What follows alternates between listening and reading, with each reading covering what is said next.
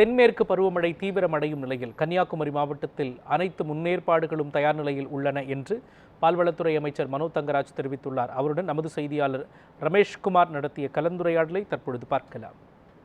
தமிழகத்தில் தென்மேற்கு பருவமழை தீவிரமடைந்து வரும் இந்த நிலையில் கன்னியாகுமரி மாவட்டத்தில் எடுக்கப்பட்டுள்ள முன்னேற்பாடுகள் குறித்து நம்மோடு பேசுவதற்காக பால்வளத்துறை அமைச்சர் திரு மனோ தங்கராஜ் நாயரார் அவருடனே கேட்கலாம். சார் வணக்கம். இப்போ கன்னியாகுமரி மாவட்டத்திலையும் மழை நீடித்துட்டு இருக்கு. எந்த மாதிரியான ஒரு முன்னேற்பாடுகள் இங்கே எடுக்கப்பட்டிருக்கு? கன்னியாகுமரி மாவட்டத்தை பொறுத்தவரையில் அனைத்து முன்னேற்பாடுகளும் தயார் நிலையில் இருக்கிறது. நேற்றைய தினம் பெய்த மழையில் கொஞ்சம் வாழை பயிர்கள் அழிந்திருக்கிறது. அவற்றை சம்பந்தப்பட்ட துறை அலுவலர்களிடத்தில் உரிய நாங்கள் அறிவுரைகள் வழங்கியிருக்கின்றோம்.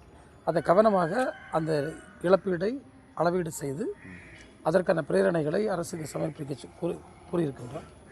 அதே போன்று கடந்த 4 ஆண்டு காலத்தில் பார்த்திங்கன்னா நம்முடைய தலைவர்களிடத்தில் பல்வேறு நிதிகளை பெற்று பல இடங்களில் நம்ம கால்வாய்களை அகலப்படுத்துதல், கல்வெட்டுகள் கட்டுதல், சில இடங்களில் பாலங்கள் கட்டுதல், பாலங்கள் கூட பழைய சின்ன பாலங்களை எடுத்துகிட்டு பெரிய பாலங்கள் கட்டுதல், இப்படி பல பணிகள் நம்ம செய்திருக்கோம்.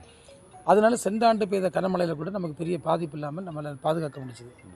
இந்த ஆண்டு நிச்சயமாக எந்த மழை ஏற்பட்டாலும் அவற்றை எதிர்கொள்வதற்கான முழு தயாரிப்போடு நம்முடைய மாவட்ட நிர்வாகம் இருக்கிறது. எனவே பொதுமக்கள் இது குறித்து எந்த அச்சப்பட வேண்டிய தேவையும் இல்லை. ஓகே. இப்போ கடந்த 3 ஆண்டுகளாக நிதி ஆயோக் கூட்டத்துக்கு போகாத முதல்வர் தற்பொழுது இந்த அமலாக்கத்துறை, வருமான வரித்துறை இந்த ரெய்டுகளை கண்டு பயந்து தான் இந்த வருடம் டெல்லிக்கு போயிருக்காரு அப்படின்னு ஒரு குற்றச்சாட்டை எதிர்கட்சியினர் முன்வைக்கிறாங்களே சார். இப்போ இதில் சிரிப்பு என்னென்னா, நம்ம ஊரில் இந்த அப்பம் குதிரைக்குள்ளே இல்லைன்னு சொல்லுவாங்க.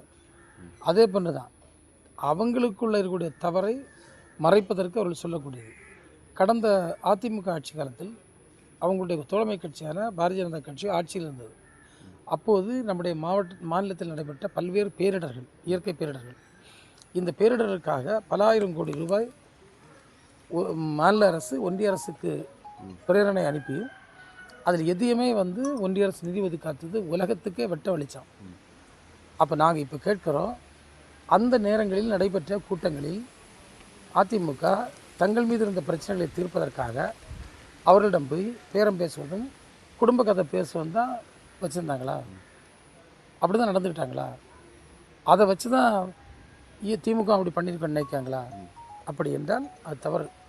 ஏன்னா திராவிட முன்னேற்ற கழகம் தொடர்ந்து உரத்த குரலில் வலுவாக தமிழ்நாட்டிற்கான கோரிக்கைகளை முன்னெடுத்திருக்கிறது.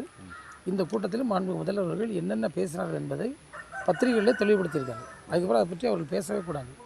இப்போ வரும் தேர்தலில் பாஜகவுக்கும் திமுகவுக்கும் தான் போட்டி அப்படின்னு சொல்லிட்டு பாஜக தரப்பினர் சொல்லிட்டு இருக்காங்களே சார்.